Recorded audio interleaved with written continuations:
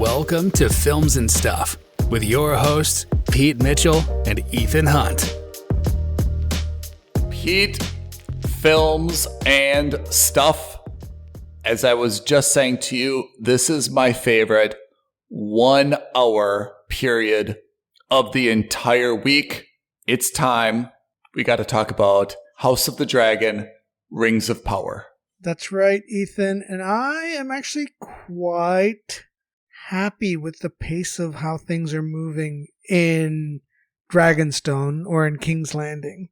Slightly less so than on Middle-earth, but I'm quite pleased, yeah? So this week, there's a lot of new faces. We basically took a 10-year jump. My, how things change, huh? It's so funny. So let's talk about House of Dragons. Can I read out my first What's your first bullet point? My first note was, because I make notes while I'm watching the show, and I said, Royal Baby! Joffrey? Oh, that's ominous. And then immediately, Royal Babies? 3 kids in tow already? Yeah. Alicent has now 3, and Rhaenyra has 3, and of course, none of them are with Laenor. They're all with, apparently... None of them look like a Targaryen or as a Valyrian. Nope.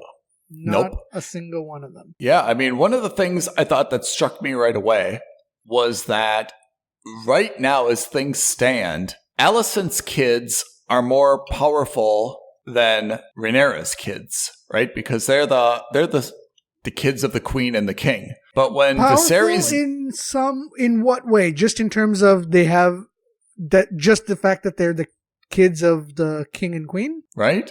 So is what's her face, Rhaenyra. That's what I'm saying, though. They're her younger brothers. When Viserys dies, then Rhaenyra's kids are basically going to be more powerful than Alicent's kids. And that's what Alicent said to Aegon, which is, dude, get your shit together. You are the challenge. You may die if you don't get serious about stuff, you know? So I thought Alicent, I have to say, just like her father, Otto, really seems to be kind of the only adult in the room who gets it. Like, she really is probably the only person, as far as we know, she's not stepping out of her marriage. She does all her duties, and she's got, like, the clearest perspective in terms of how this is all going to play out. Yeah. And not just does she have the clear perspective, but she's addressing it, and she's bringing it to the forefront.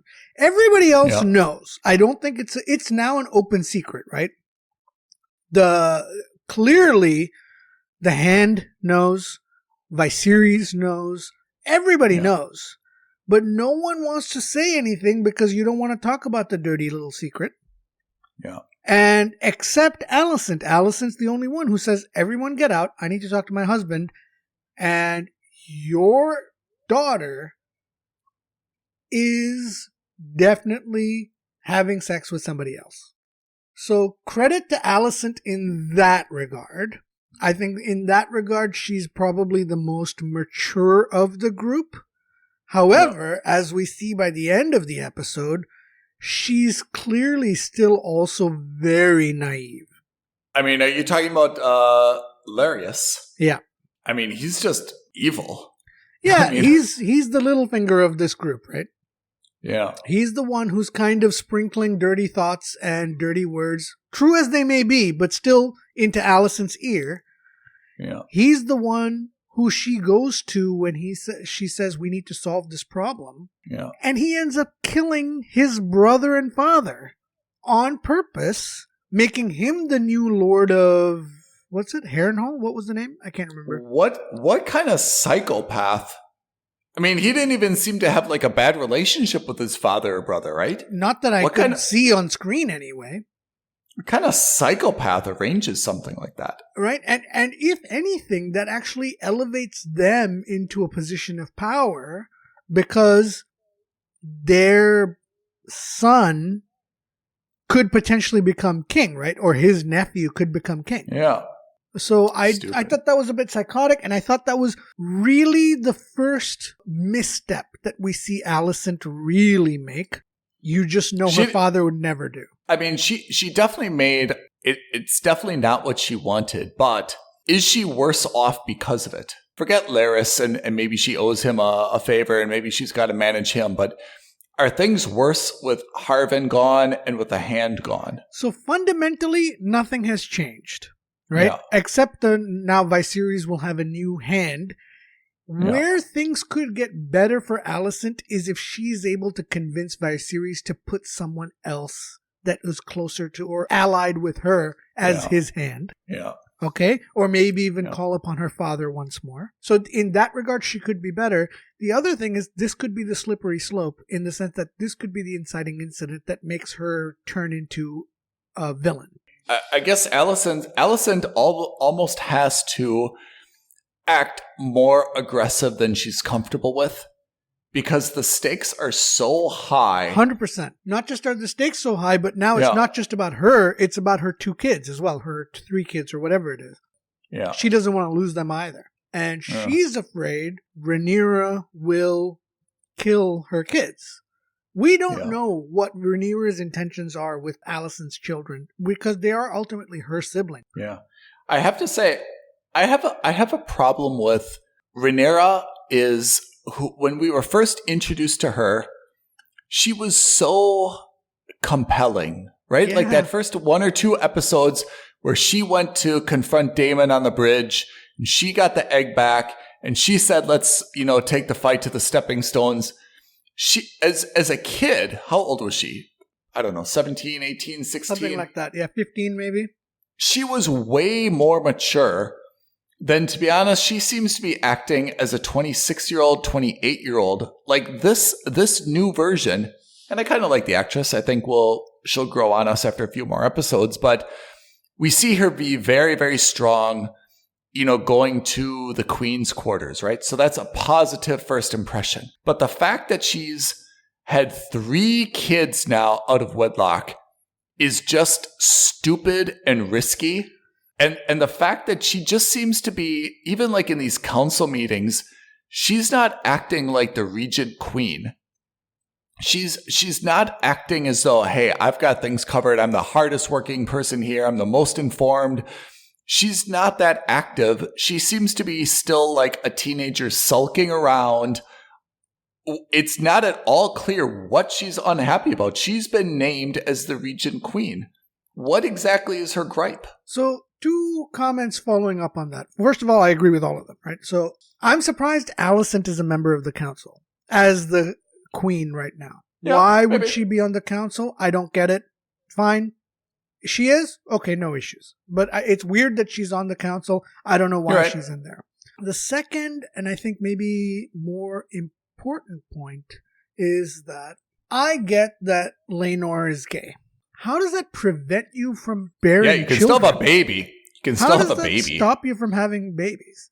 And I get that you may not be happy about it, but especially if this is a transaction, which it clearly was when they were, when they met each other for the first time to discuss the marriage proposal. Mm-hmm.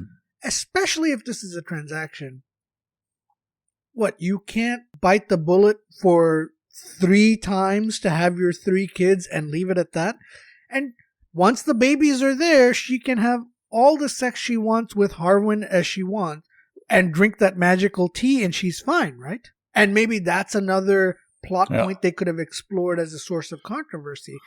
But it was kind of heartbreaking and disappointing when Rhaenyra's kid comes up and says, "Am I a bastard?"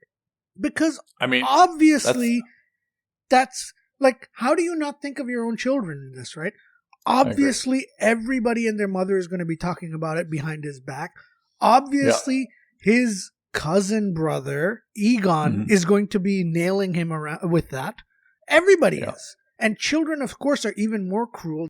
I mean, Harwin as well. I mean, Harwin's, supposed to be, her royal guard, right? Yeah, exactly. I mean, I understand, okay, you got a little bit careless or reckless and you had a child. 3, it's like you're starting a family. I mean, at some point, and his father even says to him, come on, dude, you're putting everybody at risk. His dad was right. Yeah. Like, come on. What are you doing? Yeah. You're tearing everything down. So Harwin also has a better obligation, but I agree. It would have been interesting. I mean, 3, it's just kind of like rubbing it in your face, and Allison is absolutely right about that. It would have been interesting if the oldest, right, Jaehaerys, if he was brown haired, or if he were the bastard, and then the next 2 were not, then you have what could be the makings more of drama, incredible really, drama, not just within King's Landing, as in whose family is going to take over, correct, but even within the family. And by the way, Kristen Cole, he's got to go, right? He's turning out to be a real jerk. I mean, Cole, I think is going to stay because, again, I know, but he's going to be obviously the main bad guy, right? Or the main bad guy's henchman. Let's put it that way. I mean, is Cole wrong? He is, because that's the Queen Regent. First of all, he was the one who also broke his oath. So why is he still hanging around? Like, by all rights, he should have either been kicked off or killed. So it takes 2 to have sex. It's not a one-way street. He himself also broke his oath. And then to go after her for doing the same, I'm sorry, buddy, you don't have a leg to stand on when it comes to blaming her. You're just kind of sour grapes. Yeah, it's just sour grapes because he's not the one who's having the kids with Rhaenyra. It's not that he's offended by the fact that she's breaking her wedlock. It's just he's offended that she's breaking her wedlock, not with him. Correct. I mean, it's getting really... Let me give you my hot take. It's getting really tense. Tell me. I gave you my hot take on Skype. I think that surprised you. But you know who actually I thought came out looking the best this episode? Daemon. All of a sudden, his stock went all the way up. And because I didn't like Aegon, because he's going to be obviously like a Joffrey-style cruel jerk. Rhaenyra lost all credibility with me because of what's been going on in the last 10 years in this time jump. Viserys has always been the weak guy, and I think he's basically just biding his time, that he doesn't want to see controversy while he's alive, so he basically is going to he's going to leave a shit show when he dies. Yep. Daemon, however, married, surprisingly faithful to Laena. Seemingly, right? Doesn't have any bastard children. Yep. They're staying out of politics. They're in Essos. They're on other lands. She wants to come back to Westeros. He doesn't want to go back because he feels like there's nothing left for him there because he'll never be king. But my God, what a great way this would be for him to kind of pull his stakes in, because he's already had an affinity to Rhaenyra. What if he ends up siding with her in this war? Aegon's gone in that case. I thought you were going to say, before I answer that question, I thought you were going to say Daemon rehabilitated himself because in the childbirth scene, he basically reiterated what Viserys said. Viserys did, yeah. I didn't see that as a redemption arc for him, that scene. Oh, I did, because the doctor basically, not identical, but it was parallel to Viserys, where the doctor said to Daemon, I've done everything I can. These are the options. I can try to cut the baby out. And Daemon kind of said the same thing Viserys said, which is, well, what will happen? And he said, the mother will die. Maybe the child will live. And Daemon, on the one hand, didn't really say, no, save my wife. But he didn't say, yes, I need the kid. And then his wife kind of took it out of his hands by doing the kamikaze thing with the dragon fire. But I thought that's what you're going to say. That's the distinction between Daemon, who wasn't willing to sacrifice his wife, even though he was a little bit grumpy towards her at times, and Viserys, who is so desperate for a male heir, that he is willing to sacrifice the wife that really made him the person that he was. That's the distinction in the leadership right there. I think we're going to see more about this in the next coming episode. I mean, obviously tomorrow's episode and so forth. But what I thought would have been a great take, and I don't know if this is in the books, I don't know anything, and we've made that clear. What if, when Laena kills herself with the fire, how amazing would it have been if she died and in her ashes there was a healthy baby boy? Whoa, can that even happen? We saw the same thing happen to Daenerys in season 1 of Game of Thrones. Yeah. She survived the self-immolation, and that's how the dragons were born. Whoa, that's powerful, yeah. She lived through the fire, and then all 3 dragons were born with her. Imagine if that had happened here. That would have been wow, huh? And it wouldn't, then what would have happened is that would have put Daemon's family line as the true Targaryen heir because they are born of dragons. Ooh, yeah. But obviously it didn't happen, but I just like when I saw that, I thought that's where they were going with the show, was that they were going to kill Laena. That would have been amazing. That would have been amazing if that kid would have been the firstborn. Actually. But even the thirdborn, that would have been phenomenal, right? You're even saying it still thirdborn, confirms the family. It still confirms the bloodline and the lineage. It would have also been an amazing season ender. I liked a few things about this episode. Alicent has clearly now dropped the veil, and the relationship with Alicent and Rhaenyra lines have been drawn in the sand. Yeah. Ends with Rhaenyra leaving and going to Dragonstone Keep while everyone else is in King's Landing, which is where we saw, I think, Daemon escape to in the beginning of the first episode, right? Yeah. So basically what Rhaenyra proposes in her way to kind of make peace is she says Jacaerys should marry Helena, right? And she's saying the ruling, it's going to go from Viserys to Rhaenyra and then Jacaerys, and then Jacaerys will be back with Helena, and that's good for Alicent. It's kind of the best she can do in a way. And she promises the dragon eggs as well, right? Yep. For the youngest who doesn't have one at the moment. Yeah, and it basically only bypasses Aegon. Yeah, and Helena is a daughter of Viserys. Yep. What do you think of that compromise? It's not bad. And if Helena is going to be the queen, it would probably save Aegon and Aemon. They're not going to be like, killed off as long as they're the siblings of the queen, right? Yeah. Exactly. What do you think of that compromise? I mean, in terms of compromise, I think it's a fantastic compromise. Yeah. Or let's put it this way, at least in terms of compromise, it's the only one we've seen offered so far. I mean, it also kind of, at least it unites those two fronts against Daemon, right? Yes. And again, we're assuming that Daemon's still in the ballgame. We don't know exactly what role he's going to play. And I mean, why wouldn't you have him in the ballgame?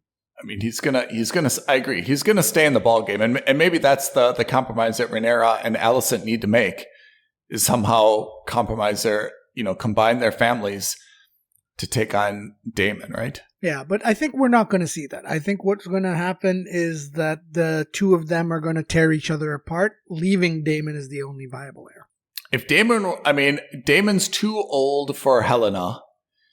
You could marry like Daemon's son and Helena. That's a little bit more viable. Man, everyone's going to have birth defects. Yeah, well, I don't think they care in this world, but still. Yeah. Yeah. So, dragons. What happens to Laena's dragon now that she died? Because this was a big episode where we've got like more insight, I think, on dragons, right? There's 6 dragons, we think? Rhaenyra has a dragon. Daemon has a dragon. The wife of Corlys has a dragon. Laenor had a dragon. Okay. Yeah. She's dead, so we don't know what happened to her dragon. Aegon has a dragon.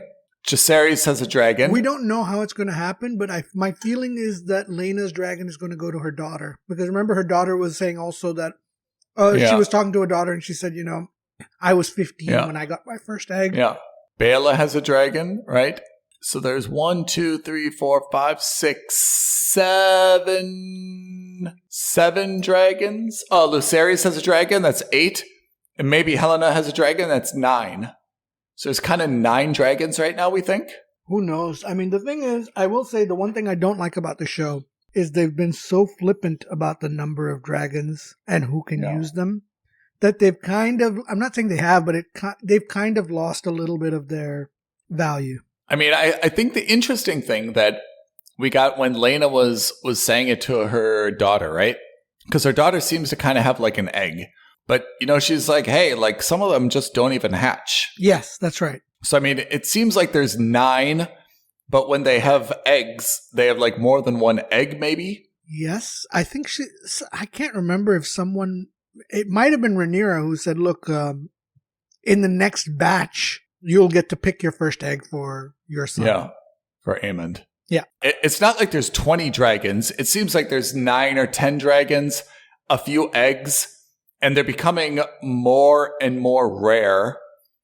And I thought the training was a little bit interesting. When they show the kids in that pit. Yeah. kind of giving the commands. Yeah, but trying to get them the dragon to imprint on the kid, right? But I mean, it seemed like Rhaenyra hasn't been with her dragon for a while, it seems. I mean, she's got 3 kids. Daemon seemed to be with his all the time. His wife seemed to be with hers all the time. I mean, I would have kind of expected that the dragons are a little bit like, they seemed a little bit like short-tempered and not like puppies, So, I mean, I would have expected that they would have said to the kids, like, look, how to train a dragon, just like the movie. You got to be with your dragon like every day, feeding it, stroking it, like sleeping with it. Like that's got to be your best friend, because if that thing doesn't like love you 24 hours a day, it's going to eat you. Mm-hmm. So I kind of, as you said, it was a little bit flippant, but I thought when they're in the pit and the kid's like, okay, give it a command. Like I thought like, that's it. Like you should be with that thing like non-stop to get it to like love you and be so loyal to you, Now, I don't know if you've seen this. I want to just quickly take a tangent. There have been clips circulating around the internet where in Game of Thrones, this is when Joffrey gets engaged to Natalie Dormer's character after Sansa runs away.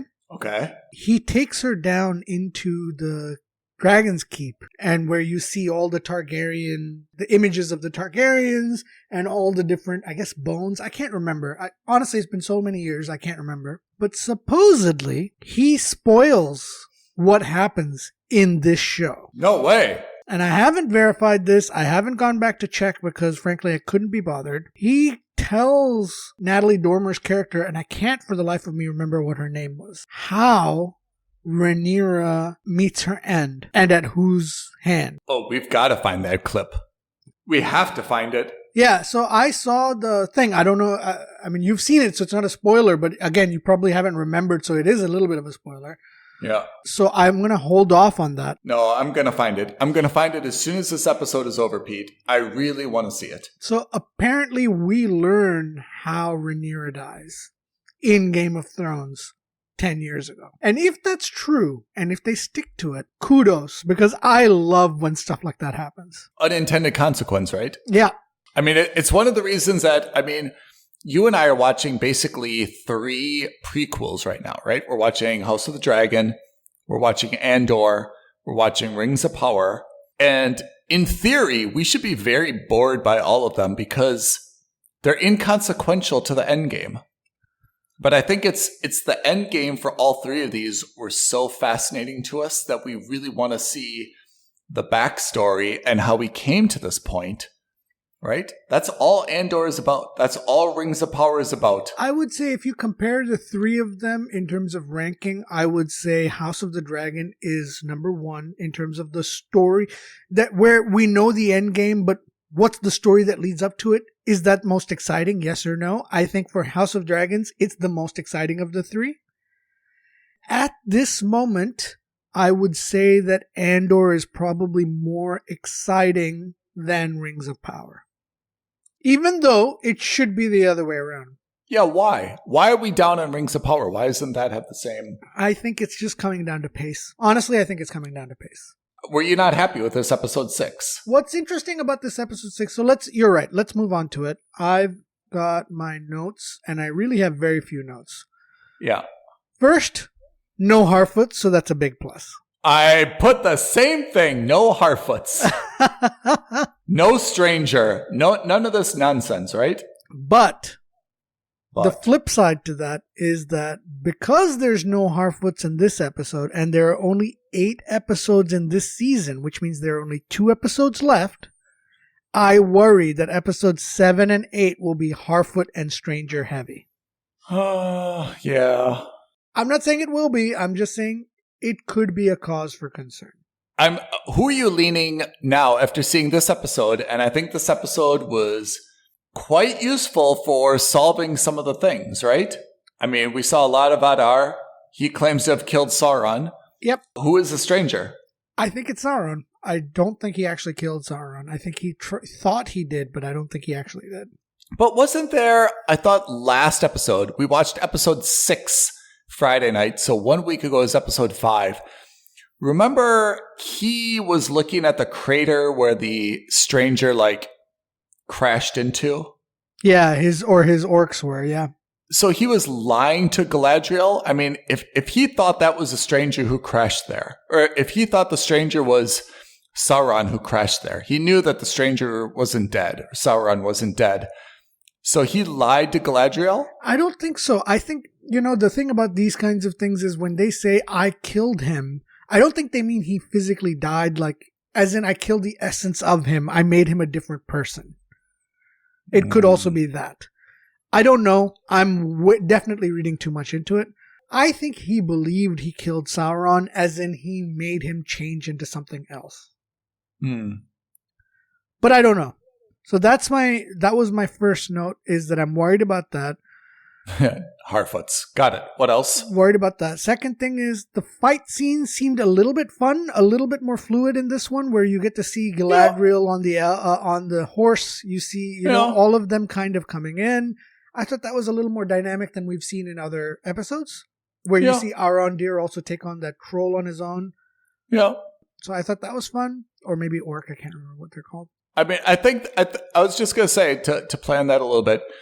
I guess that's probably the payoff that a lot of Lord of the Rings fans were waiting for. They really wanted kind of like some epic battles, and I felt like this episode finally gave us not so some epic, big stuff, but definitely a battle, and one that was reasonably satisfying, in my opinion. Yeah. So I liked that. The great reveal at the end of the episode is that finally we get to see Mount Doom and the creation of Mount Doom. Now we know where it is. So we know where it is, which means that the Southlands, I mean, it doesn't take a rocket science to figure out, no matter what happens with the elves here and with Numenor here, that land is going to fall. Yeah. Right? Because we know that this is Mordor in the rest of Lord of the Rings. So I have a question, though. So everything seemed to be good for a while. And then Arondir took this, what do they call it? The sheath, sword? The sword, yeah. Mm-hmm. And he supposedly hid it. And he hid it first under a floorboard. Yeah. Right? Okay. Not very creative, but fine. And then how at the end did Waldreg get it? Yeah, so I was a little confused about that, and I still am a little bit, but I think what happened was he got it. Because remember, we see Adar with the sword. Yeah. Before the fight sequence with Numenor. Yeah. Right? And he calls up that blacksmith to say, I have a task for you. Yeah. I think what he did was he then created a fake, as in he wrapped up a random axe instead of the sword to make Arondir think that he had the real weapon. Okay. So you think Arondir was fooled? Because I was thinking Arondir was actually trying to fool Theo. Theo must have seen him do that. But this is after it was taken from the floorboard. Maybe. Maybe. No, but then why would he do that? Why would he do that? Because he would have wanted to know where the sword was as well. Yeah, so you think Arondir got a fake. Arondir gave the fake to Theo thinking it was real. And that's what I think. Adar really has a separate one. And the separate one went to the blacksmith, who went and used it as a key. So is Waldreg the blacksmith? Or whatever, I thought he was a blacksmith. Yeah. Maybe he's not. Okay. But yes, Waldreg. That's what I was wondering, how this dude got it and how he knew to put it in the thing and why he put it in the thing. I don't understand any of those 3 points. Adar told him to. Adar gave him those instructions because he called him over and said, I had a task for you, right? Oh, and he said, put this thing in the I mean, he must have off-screen said that.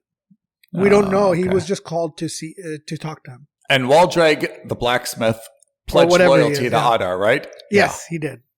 All right. Because he's a coward. So he puts the sword in. He turns it. It unlocks Mount Doom, basically. And now we know that this is where it is, right? Yeah. Which now leads me to believe we're not going to see the creation of the rings in this season. I think we're going to see it in season 2. So what's the future of Numenor, humans, and Galadriel, and Arondir, like the elves? Like, what are they going to do? They're going to stay in the Southlands and fight? That's the idea. At least that's what I thought. Like forever? Well, not forever. Numenor falls at some point. The Southlands fall at some point. So tell me, are you happy with this episode or not happy with this episode? I'm mixed. What I didn't like was, once again, no Elrond and no dwarves. Yeah, I was just going to say, no Celebrimbor, right? None of that. I'm so upset with Durin, the pacing of the storylines. Because they kind of snatch away the interesting storylines at the whim, at the drop of a hat, and I don't like it. I really don't like it. Why would you have what was clearly going to be a very interesting element of this story, 2 episodes ago, and then not have it in this last episode? So I agree with you. I think this is a matter of editing, right? Which is, these episodes are not short. There seems to be enough room that Absolutely. even if it's a short scene, you can just kind of like zoom in on, okay, well, what's happening here? Okay, it's not a huge part of this episode, but at least we're advancing on every storyline or every location a little bit. This episode seems to be focused on, Numenor and Galadriel, fighting, right? Fine. Not a whole lot with the Harfoots, not a whole lot with Elrond, but at least we check in on them and see what's happening, right? Next episode, more Harfoots, more Stranger, more Elrond, less on Galadriel, less on Numenor, but we still check in on them and see what's happening, right? So you're saying that these should be more well-rounded episodes where every episode has some of the elements and advances them, not one on, one off, one on, one off, I'm not right? a fan of the pacing. I don't know what they're doing. I don't know what their logic is, but I don't like the pacing. And definitely you're absolutely 100% right. There is enough time in each of these episodes that even if it's just for a short scene, you could have introduced or shown us the Harfoots. Not my favorite, but still you could have shown us the Harfoots. Or, my God, like if he is Sauron when Mount Doom got activated, you couldn't show us a zoom in on on the stranger's face to acknowledge that something magical has just happened? There's a lot that I think you could cut out from, or maybe not a lot, but there are definitely elements that you can cut out from each episode and make them maybe 10, 15 minutes shorter, or add in 10, 15 minutes of the B plot or the C plot or whatever, which they're not doing. And I don't like that. I really don't like that. I think if I have to explain the difference between House of Dragon and Rings of Power to someone, I'd say Rings of Power is based on the visuals. Absolutely. It's beautiful. It's stunning. You'll be engaged just because of all the action on the screen. The details are a little bit fuzzy, and that's not going to be satisfying to you. Whereas House of the Dragon, it's really a drama. It's the same locations. There's not a whole lot of action or fighting or anything. It's really about the conversations and about, the interactions between the characters that's so dramatic and demonstrates like the significance of the stakes. So if you really want a drama and you want to focus on characters, House of the Dragon. If you really want to see a super cool battle and stuff exploding and all these fights, even though it's not really clear how or why or blah, blah, blah, it's Rings of Power, right? And that seems to be the way that I would distinguish these two from each other. Yeah. And it's interesting because you'd want a little bit of that drama. I'm not invested. Yeah, exactly. I'm not invested in Rings of Power. Exactly. I think that's the problem. And I think a lot of that comes down to the way that characters have been depicted and presented on screen. Yeah. Save for Galadriel, we don't really know anything about anyone else on screen. Or for every 10 minutes of screen time of real Galadriel motivation that we see, we get maybe a minute at most, and I'm being generous, of everybody else. Can I say, though, I think Galadriel and a little bit Arondir are the only people that we can have an impression on whether we are aligned with them or not aligned with them. We there's no one else that I can really have an opinion of. But the problem is with Halbrand, Bronwyn. I'll tell you why I have an issue with that, or maybe not an issue, but the problem also is that opinion on them is very black and white. Yeah. There's no nuance. Of course, you're not going to think negatively of Galadriel. She's supposed to be the good guy. Whereas, let's look at Rhaenyra in Great House of Dragons. One episode I'm for Rhaenyra. The next episode I'm for Alicent. The next episode I'm for Daemon. My allegiances are flipping all the time, and that's adding and ratcheting up the drama. Here, not really. But it's also dynamic, right? Alicent, for example, is there's no black and white in terms of she's good or she's bad, right? Rhaenyra there's no I like her, I don't like her. It's I like this about her, but she made this mistake. There's a but. And And that's what I think is dramatic when you're talking about characters, which is, like you said, I think Daemon's got the best claim to the throne. Maybe he does. Is he a good guy? I mean, Definitely we've seen not. Yeah. No. Is Rhaenyra the right one? That's what a drama is. And I think that, House of the Dragon has really distinguished itself or positioned itself as a drama, that has a setting in this fantasy era. We haven't seen anything else that indicates that it's not old world London, right? I think you put it best 2 episodes ago. Really, the best way to look at it is to say, all right, Pete and his siblings are going to have lunch with Ethan and his siblings. We're going to sit down. We're going to chat. We're going to have lunch. We're just going to have minor chit chat about House of the Dragons.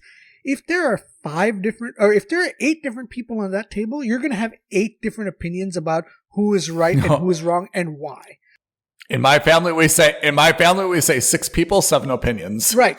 Exactly. And in Rings of Power, all 8 people are going to say, well, what's the alternative? If Galadriel is a good guy, of course she's a good guy. What's the alternative? We haven't seen any nuance. Nothing. You're right. There's nothing. She's a good there's guy. Nothing to discuss. A little bit of a jerk. Exactly. There's nothing else to talk about. Have you seen Rings of Power? Yes, it's so beautiful. Oh yeah, it's beautiful. Great scenes. Galadriel. Yeah, they got to kill Sauron. Absolutely. You're right. Like the conversation, there's nothing else. There's no hot take. Keeps it going, and there's no hot take. There's no take that says, I can't believe Pete believes that Rhaenyra is right. I can't believe Ethan thinks that Daemon is right. How is that possible? What does that say about each other? The only issue, and this is where you're right, is the stranger. The stranger is the only unknown, the only thing with any intrigue not focused on at all. Exactly. Elrond, maybe that's a little bit kind of like, we're not sure exactly. We could get there with the Mithril. We could definitely get there with the Mithril. But again, we have seen, 2 episodes with him? They've skipped him for 2 episodes. Like, what is going on with that? Yeah. It's really disheartening. That's what I meant by the rug pull. In the sense that they set it up beautifully in episode 5, and then all of a sudden in episode 6, rug pull. We're not even going to show you Elrond on screen today. Yeah. So I think that works, if you think about it this way, Lord of the Rings and Hobbits has a big screen cinema mentality. Mm-hmm. Go see this movie. It's amazing to watch on the screen. That mentality works different for a cinema than for a series drama, right? Yep. Because it's 3 hours versus 8 hours. House of Dragon would be tough to watch in a cinema. Like you'd be like, okay, like that was a great movie. I really liked it, but like, nah, like not that exciting to sit through, like blah, blah, blah.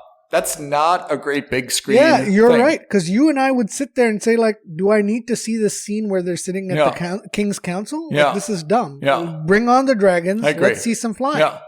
It's not a popcorn eating movie. That is a week to week. Let Pete and Ethan argue about who has the better right to the throne, who's good, who's bad, who should marry who. That is made for dialogue. And Rings of Power, to be honest, is a television show or a movie disguised as a television show. Yeah, it's got. And that's why we're not emotionally invested. If that's a 2-hour epic, you and I are all in, and we probably really like it. Yeah. Oh, Numenor was beautiful. That battle was beautiful. Now we saw how Mount Doom was. I can't wait until the next one comes out next year. I bet.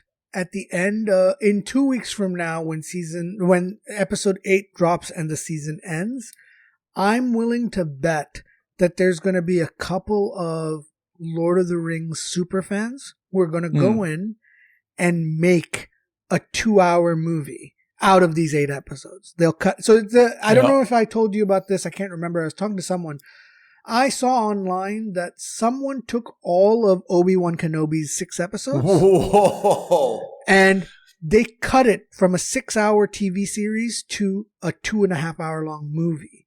And the movie was phenomenal, supposedly. Huh. And I imagine somebody could do the same thing for Rings of Power, where they would say, all right, here's 8 hours. I'm going to get rid of 6 hours of fluff. You're still going to see all the beauty. You're still going to see these epic, grandiose shots. But I'm going to make this a 2-hour, tightly drawn movie, maybe 3 hours, whatever it is. Yeah. And it's going to be way more interesting to watch. It'll be like it's like watching, when you watch sometimes, some people watch it at twice the speed or 1.5 times the speed. It'll be like that on steroids. Yeah. I mean, Andor, for example, would not be a good movie. Terrible movie, but it's designed as a slow burn TV series. Yes, it should be a slow burn TV series. And I think that's where Rings of Power is losing me a little bit, which is it's just visual, but I don't have anything to say about it. You even said it yourself. I've got like a few notes, good battles, no Harfoots, blah-de-blah-de-blah, right? Okay, Halbrand is a king, but of who? Of the people of the Southlands. Mm-hmm. But the Southlands are basically Mount Doom. Everything is happening, but nothing's happening at the same time. Right. So what happens in the next 2 episodes of the season? That's a great question. I don't know. I mean, this is supposed to be 5 seasons. Do you think it went actually too fast? That we've got Mount Doom at the end of season 1? Okay, the rings will be forged at the end of season 2. What do we do for 3 more seasons? It'll culminate with the battle. Or I imagine it'll culminate at the battle where Sauron gets killed, quote unquote, and Isildur takes the ring. I imagine one of the final shots of the series will be the ring falling off from his hand, getting knocked into the river, where it gets picked up by Smeagol / Gollum 1,000 years from now. Oh, yeah. So Isildur is here to stay, huh? Yeah, he has to. I mean, he's the protagonist / antagonist for the rest of however long this is. Yeah. Everyone that we've been introduced to, every named character that's of importance, is going to be around for all 5 seasons. What about Bronwyn? I don't know her. I don't know Arondir. I don't know any of their stories. But yeah. I mean, as soon as I saw Bronwyn get hit by the arrow, and this is one of the things that just drives me nuts about these epics as well. Everyone else gets hit by an arrow, they're dead right away. They die instantly. Right? Instantly. Yeah. They drop like a sack of potatoes. She gets pierced. And she somehow has the fortitude to stay alive while everyone is able to save her. Despite all the blood loss, despite all the searing and the sepsis that is clearly going to set in. Yeah. I mean, it's okay, but I mean, I didn't think she was so instrumental or so beloved that I needed her to stay. And I didn't think she was a main character enough that she needed to, they couldn't kill her off, as you say. You cannot die up unceremoniously. That's one of the reasons I really liked Game of Thrones, and more importantly, the books the Game of Thrones were on, because when people died, they died unceremoniously. Sometimes they died off screen. You just heard. They're just like, listen, this is medieval England times. If you had, if you were sick and had an upset stomach and had diarrhea, you probably weren't going to make it, because back then you wouldn't have all the nutrients. You wouldn't be able to survive it. I mean, when we look at our Game of Thrones cheat sheet, right? Or sorry, House of Dragon cheat sheet, we lost the wife of Viserys, right? Okay. We lost Helena. Daemon's wife. Yeah. Yeah. We lost Joffrey. Doesn't matter. We lost Harwin Strong. We lost Otto. Okay, maybe he'll be back, but he is exiled. We lost Harwin's dad. House of the Dragon is pretty similar to Game of Thrones, where they're not afraid to kill people off, right? Oh, absolutely. I mean, that's kind of like a person in an episode. We're probably going to get a few more, right? Certainly. Most certainly we're going to get...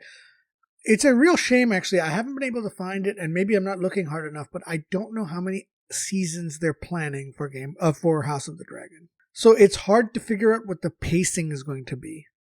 But that's another thing, by the way, that also keeps us kind of on our toes. I mean, if you had to guess, how many would you say? I mean, say 5. I'd go for as many as humanly possible. Yeah. Because it's a cash cow for HBO. Yeah. You've gained back all of the goodwill that they lost in season 8 of Game of Thrones, and you've gained back all of that and more with just the first 6 episodes of House of the Dragon.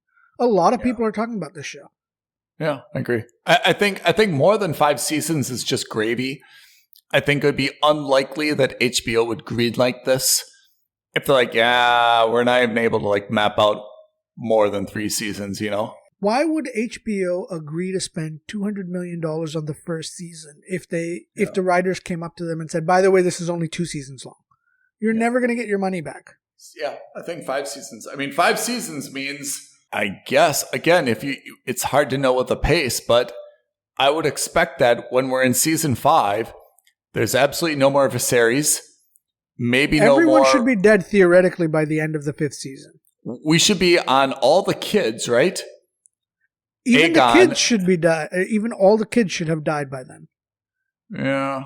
Right? Because we know that the only Targaryens left are Emilia Clarke and her brother, the Daenerys and Viserys.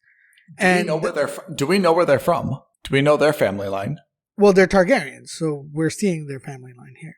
Yeah, but are they from Aegon? Are they from... Oh, yeah, I don't know. I don't know the thing. I just know that they... We don't, know what right? would be surprising? You know what wouldn't be surprising? If that they're somehow related to Daemon. Because they were hidden away on another island, not on Westeros. They were in Essos. So I wouldn't be surprised if somehow, somewhere, we learned that they're actually Daemon's kids. Or, relatives. I feel like I should go back and watch the first 1 or 2 episodes of Game of Thrones. You know what's hilarious is as you're saying that, Game of Thrones has hit the streaming charts again because of House of the Dragon. Season 1 and 2 are on the charts. And that is a testament to how good House of the Dragons is. Yeah. I think I need to watch season 1 because season 1 puts the Targaryens into more context, right? Yes, it does. It does because we go through the motions of learning who Daenerys is and why she's important in the first season. Yeah. We all know it from season 2 onwards, but really the lineage comes into play from season 1. Look, I don't know who my most valuable player is, but my least valuable player for the second week in a row is Viserys, who continues to not be a bad guy, but he continues to complain that he's got no legacy, that he doesn't have any hard decisions to make. And he just is an ostrich with his head in the sand. Yeah. And he could be fixing this whole mess that's taken down. With a single word, he could absolutely eliminate everything. So let's say you're Viserys. What do you do? If I'm Viserys? Yeah. At this stage... Goes to Aegon. You have to. Because you just be like, I can't have a bastard as the king. That is not a true Targaryen because he doesn't have the Targaryen features, and he's not even a true Valyrian. He doesn't have the Valyrian features. So what was the point of that alliance? Yeah. Would you, if you're Viserys, do anything with Daemon? Like bring him closer, like anything like this? Or you continue to exile Daemon? No, I wouldn't care at that point. Because if Rhaenyra is no longer a part of the ploy, or a part of the play, who gives a damn what he does? So I don't know if he'd reach out or not reach out, but I would just simply say, hey, listen, Aegon is the new and only true heir to the throne. You throw Rhaenyra to the dragons, literally, and just say, you're on your own. You are no longer a part of this family because this is what you've done. And I've got my line of succession twice over, a third over if I proceed with having my daughter also be the queen. So I'm fine. Yeah. I'm set. Yeah. And what that does is it also immediately puts Alicent into a position of power. Yeah. Daemon's going to get married again. I feel like we have not heard the last of Daemon getting married. I don't know. He's single. He's ready to mingle, right? I feel like he's gonna. Maybe a new family gets introduced somehow. Yeah, we haven't seen Corlys last episode, so I feel like he's gonna pop back up as well. I feel like that's not the last time that we've seen him. Probably we've got at least one more time with him, and then he'll age out of this. But I think we've got at least one more with him. So maybe there's something between Daemon and Corlys as well. Those two chat about power and making sure that, his son and daughter somehow have a proper position for the throne. Yeah, maybe, because actually you're right, because Laenor doesn't have kids, right? Yeah. Even though he has 3 kids, they're not really his kids. So there's no Valyrian in line for the throne at the moment. So at the end of this episode, Laenor and Rhaenyra and their 3 kids and their household staff basically go where? Dragonstone, where the same place that Daemon ran away to after the first episode. That's like their castle? I guess. So they're going to live there? Yeah. Isn't that another, strategically, Rhaenyra is supposed to be the queen regent. Her dad, the king, is, clearly sick. Isn't this that is also a strategic fallacy, right? Because now you've moved away from your source of power. Yeah. It's not the right thing to do. If anything, she should, and if she was going to insist on it, she should have doubled down. She should have been like, you're sick, and I'm going to take over. Yeah. And Alicent's out, and any questions to my throne, out. All of that I would have taken care of, right? Like a very soft coup, which is, look, I'm leading the council. I'm holding meetings without you. You're always sick. You've got to rest. Father, take care of your health. Let me do this. I'll meet him. Alicent should be taking care of you, so she's off the council as well. And Aegon is too young to be a part of this council. Yes. All of these people should not be involved. Yes. And then I would be installing a council that's loyal to me and me alone. Yeah, I agree. If that's what bothers me. I don't know if I'm a huge Rhaenyra fan, but what bothers me about her strategy is that she still seems so moody. Childish. I cannot understand why. And she has the ability to solidify her position and her strength. And instead, as you mentioned, she is doing the opposite. She's moving further away. She's alienating everybody. It's interesting because Alicent is the one who seems to have grown up between the two of them. Yeah. And one of the things I will say that Game of Thrones had going for it was that, with rare exceptions, everyone who was in a position of power was very competent, in the sense that they weren't just good leaders for their people, but they were very steadfast in how they were going to maintain their leadership. They all had different styles, but they all maintained their leadership unquestioningly. And in the Targaryens' case, that is 100% not the case. There's cracks all over the place, and there's cracks that everybody can see. The only reason I think they have power is because they have the dragons. If they didn't have the dragons, I think that's when you would have seen well, not the Starks, but all of the other houses, the Lannisters, etc., come after them. Not easy to be king. I mean, that's why Daemon is probably the best suited to be the king, even though he's not necessarily the greatest guy. Is that he understands power, and to be honest, and he's a little bit batshit crazy. No one's going to step against him because they know that he's going to come down on them. Yeah. And that's what I thought was interesting. I thought this was going to be overall. I thought it was going to be a Targaryens versus the world, and it's internally. It's now just like a Targaryens versus Targaryen series. I agree. I kind of thought that it was going to be. Everyone's trying to usurp the power, and they're fighting Crab Feeder and this dude and this dude and Stark dude and Lannister dude. It's not. Everyone seems to be happy with their control, but they just can't get their own stuff together, and that's what's gonna be their downfall. Yeah, I've got to find this clip though of Joffrey and Natalie Dormer. Yeah. So the nice thing about this is that next episode comes out tomorrow. And season is only 8? No, House of the Dragons is 10 and Rings of Power is 8. I don't know. I feel like 8 is really shortchanging me.